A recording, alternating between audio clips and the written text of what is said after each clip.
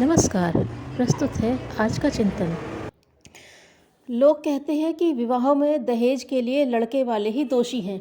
लड़की का पक्ष कमज़ोर होने से उन पर कोई उंगली नहीं उठाता। पर सच बात यह है कि दहेज और विवाहों में होने वाले अंधाधुंध खर्च के लिए लड़की वाले लड़के वालों से कम दोषी नहीं। उनकी मांगें ठीक ऐसी ही होती हैं जैसे लड़के वाले दहेज मांगते हैं।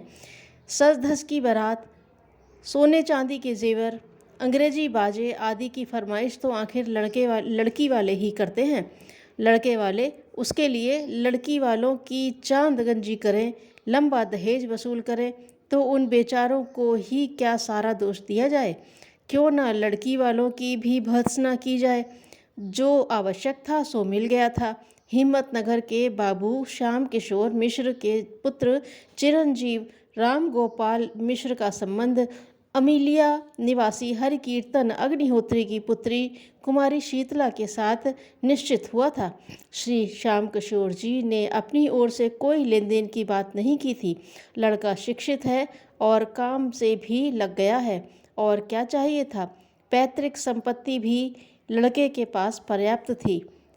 हम विवाह सादगी से करेंगे, श्री अग्निहोत्री जी ने अपनी ओर से प्रस्ताव किया था। श्री श्याम किशोर जी विवाहों में आदर्शवाद के कट्टर समर्थक थे। उन्होंने संबंध तय होने के बाद बारात ऐसी सजाई कि उन पर भी बोझ न आए और लड़की वालों पर भी अतिरिक्त भार न पड़े। 20-25 व्यक्तियों की हल्की सी बारात और सादे बाजे लेकर दरवाजे पर पहुँचे। घर की स्त्रियां और कई संबंधियों ने अच्छे बाजे और आतिशबाजी न लाने पर बारात वालों की डटकर निंदा की। झड़प होते होते बची। किसी तरह जनवासे की प्रथम कार्यक्रम संपन्न हो गया। गाड़ी भावरों से पूर्व चढ़ौती पर अटक गई। दहेज की कोई बातचीत थी नहीं। श्री मिश्र जी सादे वस्त्र और आभूषण भी नाम मात्र के लाए थे। महिलाओं में उसकी कानाफूसी प्रारंभ हुई और आदमियों ने उसे तूल दे दिया। उन्हें चाहिए तो यह था कि जब इन बेचारों ने दहेज न लेने की दया दिखाई है तो क्यों उन पर व्यर्थ के कार्यों का बोझ डाला जाए। पर वे अपनी नाक का सवाल मानकर स्वयं ही झगड़ पड़े।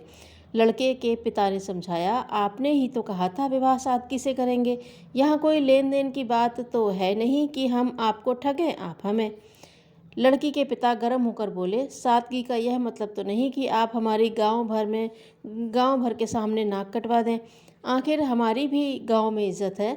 साधारण स्थिति के घरों में अच्छे अच्छे जेवर आते हैं। फिर आपकी हैसियत भी तो कम नहीं जो इन्हें गिने साधारण से जेवर लेकर चल दिए। मिश्र जी ने तब भी संतुलन नहीं खोया। बोले, भाई ले तो हम भी आते जेवर, पर भूल की जो आपसे दहेज वसूल नहीं किया। इस बात पर लड़की के पिता बहुत बिगड़े। घंटों तू मैं होती रही। मिश्र जी को लगा जैसे उन्होंने आदर्शवादिता के नाम पर कुछ भूल कर दी। उसे सुधार लेना ठीक समझकर उन्होंने कहा, आपका हमारा संबंध पहले ही इतना कटु हो गया, पीछे जाने क्या नौबत आए। अभी तो भामरे भी नहीं पड़ी, संबंध न करना ही अच्छा होगा। यह कहकर वे वापस आ गए और बारात लौटाकर घर ले गए। अब लड़की के पिता फिर लड़के की तलाश में इधर उधर मारे डोल रहे हैं।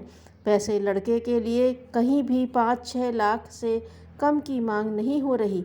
पछता रहे हैं कि बिरादरी वालों के कहने में आकर मैंने अच्छा संबंध भी तोड़ दिया। अब सोचते हैं कि ऐसे सज्जन परिवार में लड़की दे देते तो अच्छा था।